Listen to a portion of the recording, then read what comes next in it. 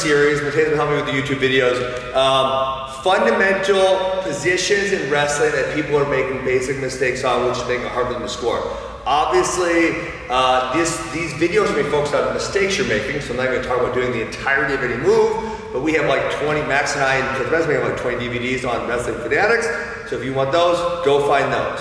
So we are talking about a single leg today. A single leg has been the best takedown in wrestling, and like we will continue to be the best takedown in wrestling. And so how do we execute it as well as possible? So I'm going to go through 4 areas which cost people a lot of points. If you are not doing any of these areas well, you are going to have a significantly more difficult time scoring points on a single leg. Okay, so number 1, head position. Okay, so when I shoot a single leg, okay, I need to have my head up, and it's likely going to be like in the ribs. Okay, the number 1 thing I see from kids when they shoot, we're talking about especially younger kids, by the time they get in high school, they mostly get better, is their head will be down, right? And so if I just turn Matea to the side. Okay, if I keep her head, you guys see her posture straight down. If I push on her head, hold your head as strong as you can, it's really, really tough to break her posture.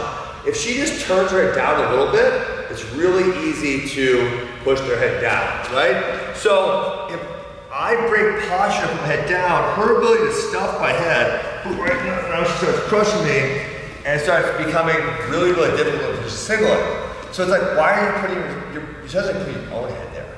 Right? And it is almost awkward for kids to like go to the side. Like I'm kind of like locking my neck backwards, and then I'm locking it backwards and I'm pushing it into them. That's kind of an awkward thing for people to do. Obviously, now we're going to continue our head position. As I move into some of the finishes, and just so we'll say, as I shoot a single leg, whether it's a sweeping single or a more straight on single, there's essentially 4 basic paths to success. Number 1, I can drive up to my feet. Number 1, I can run the corner and shelf. Number 2, run the corner and shelf. Number 3, I can sit or lift the middle. And number 4, I could do like a cut back and drop under butt. Okay? So, in this one, where I want to drive up to my feet, I'm driving up, and now my head should stay glued to the shoulder. Right? And again, this is a position where if you were to say, hey kids, do this move, and you go watch them, so many of them are going to be down here. And now you have to push on my head, now I'm getting crunched. Okay?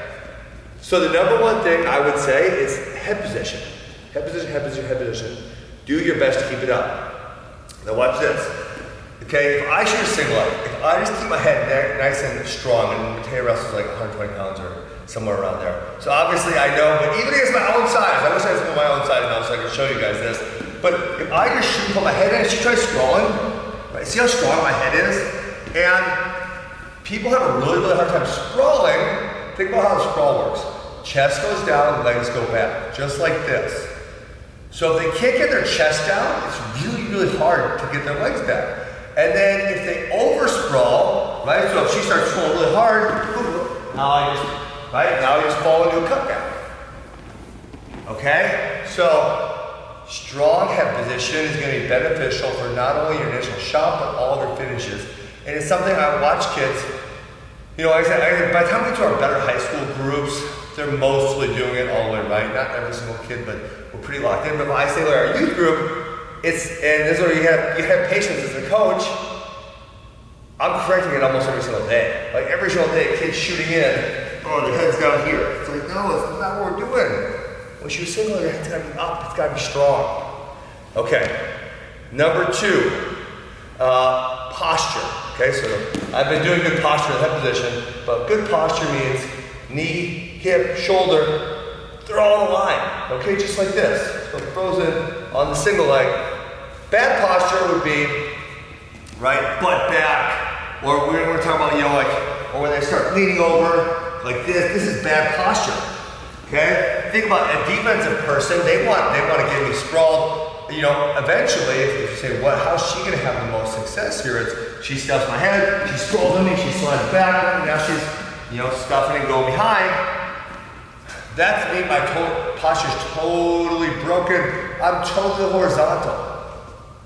Okay? So I need to be as strong to the core. And again, you know, like the easiest way to see this problem would be, say kids 12-ish and under. Once they get like 7th and 8th grade, they start getting, they're not all stronger, they start getting stronger. High school isn't such a problem. But if we do cutbacks, so you don't want a cutback, what I'll say is, okay, so we're just gonna start here, I'll start you in a good position, they're gonna sprawl over the cutback, so let's do that, okay? So we'll say, start in a good position, she sprawls, boom, boom, I cut.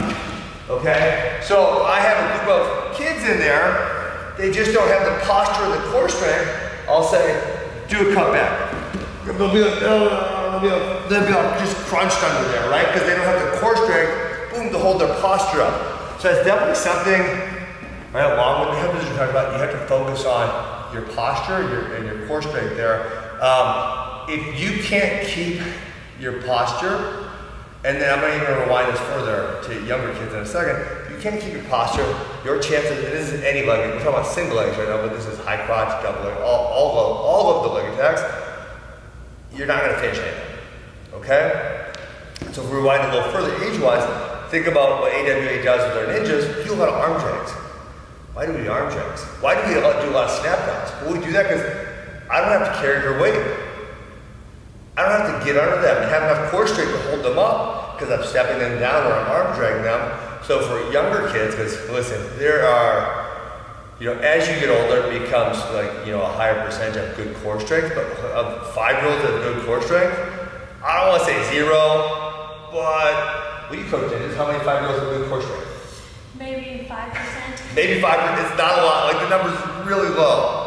Right, so you put them underneath, they'll just be just crumbling like a sack of potatoes, okay? So posture will obviously get stronger as kids get older, but it's something we need to key in on, do as good of a job as possible with it.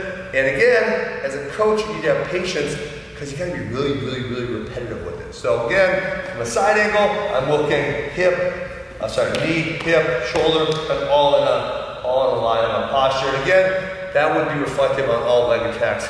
Not only the single leg. Okay, knee positioning. So I'm not gonna be a super stickler on this one. I actually say anywhere around their foot, anywhere in here, okay? The big mistake that a lot of people make is, if you go watch kids, right? Go do this tonight with your group you're coaching, or, if this is a kid watching this, is watch it with yourself, right? My mental money topic yesterday was actually autonomy. Take the autonomy to judge yourself. If I shoot my knee over here, see how much distance there is between my knee and my foot? It's literally impossible. The first 2 things I said were head position and posture. I literally can't do those right. I'm either not unconnected to Matea, or my posture. Look at that. If my knee's over here, I literally can't have good head posture. I can't have good posture head position. It's impossible. So there's so many kids who are shooting their knee way far away. So look, if it's here, I'm good. Right, anywhere in here, I'm gonna be generally pretty good. So when you're shooting a single leg, right, I'll do this from a different angle again, but I'm gonna take a small step, and then my goal is for my knee, boom, right? My knee to hit somewhere right next to her foot. Okay, there's so many kids who, they're way too loopy. They're shooting way out, and again, that kills their posture. So you can see this angle, right, as I step, I'm trying to hit my knee down somewhere right next to her foot, okay? So boom, step, knee down, boom, right there, right, and now I'm rotating, okay? So knee has to hit somewhere by the foot. Again, if I'm all the way out here, look at what happens if my posture is broken immediately. And so the second someone sprawls on me, crunch, right? The other way I like to talk to kids about that part of the posture, usually I tell you in middle school, high school, I started lifting weights. So if I have Matea stand up and go sideways to the camera again. So if I said, I put a squat bar on her back right here. I said to kids, how much weight could you hold right here? If you just put the bar on your back, boom, how much weight could you hold right there? And the answer is probably a lot, right? If I just took the rack away, she'd hold a lot. Okay, now if we're doing, I don't know if you guys know what a good morning is. You know what a good morning is? Okay, so if I do a good morning, I put the bar in it and I make her hinge over, the weight goes way down, right? Is this true or false? True, right? So if I have to start hinging, I can hold less and less and less weight. I think on a good morning, I would probably put something like 95 pounds, not a lot, right? If I'm doing strict and correct, not gonna put a ton of weight on the bar. Well, that's what you do in a single leg, right? So squat, I might do 3 times that much. That's cheaper. That's a straight, strong posture like that. A good morning one like this, and that's, if she's trying to sprawl from here, I'm just not gonna be able to hold my position there. Okay, so we got head position, we got posture, we got knee position. The last one, this is one where it's funny because I always hear people obsessing about how to lock their hands on a single leg. Well, the thing they need to obsess about first is where do you put your hand? Okay, so we need to attack above the knee. And this is something, Mitchell Messick, gold medal match, Junior Worlds 2022, the year he lost. Those Azerbaijanis are so good at getting you down below the knee. Once I get down below the knee, if I get down below the knee and someone who's really tricky there, I will not score on them. Okay, I need to attack with my hand above the knee. So now let's think about this. If I'm driving up, okay, I'm gonna drive up, my hands will lock above the knee. Okay? If she sprawls with her knee bent and I run the corner, my hand is gonna stay right there above the knee when I lock in, okay? If she sprawls, maybe my posture's bad, right? I'm not perfect all the time. But if I go like a lift to middle, my hands go on the mat, my hands won't even lock, right? I'll just be above the knee because I need a post in. So she sprawls on me, boom, post lift. Look, my hands above the knee, okay? And then a cutback. I may lock my hands on a cutback, but I actually don't have to, right? But if she starts sprawling hard on me, look where my hand is, boom. It's above, right? Above the knee. So I need to get my hand above the knee. That is gonna be kind of like where I'm gonna have it for all my finishes. I may do different things than lock my hands or post and lift or cut back. I may lock my hands also, but my hand will be above the knee on all of them. And so I'll show you, based on what we were talking about, head position, posture, knee position, hand position, and those 4 things. Here's the one that drives you crazy about kids. They shoot this single right here. They shoot a single leg, their knee is out wide, and they wrap below the knee. Right? So now look at, of the 4 things I just mentioned to you, I didn't do one of them right. My head position sucked, my posture sucked, my knee position was wrong, my hand position was wrong. Okay, and then get someone good, she's just gonna put her knee down, sit on my back, and then I'll probably stuff my hand or shoe with her. Like, I'm in a terrible spot.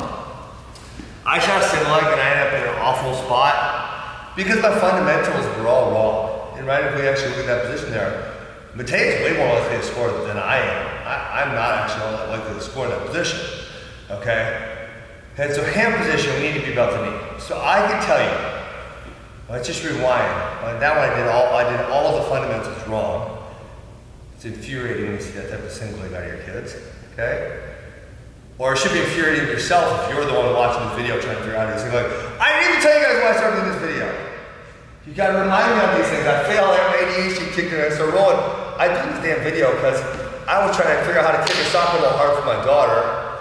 Because, you know, I think I know, but I'm not a soccer player, so I'm like, F this, I'm gonna go watch some soccer videos, figure out how to kick this stupid ball hard. And I'm like, oh, this is great. I don't think anyone does this for wrestling, but they step by step broke down the mistakes people made and how to do it correctly. I'm like, oh, I should make those for wrestling.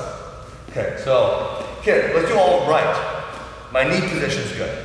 My hand position's good. My head position's good. My posture's good. If you put someone on this single leg, like they're gonna score a lot. They're really, really high percentage of the time they're gonna score. So then contrast that with the one I just did. Shoot again on your right. I shoot the single leg down for this, right? All the things were bad. Hand below the knee, head position bad, posture bad, knee position bad.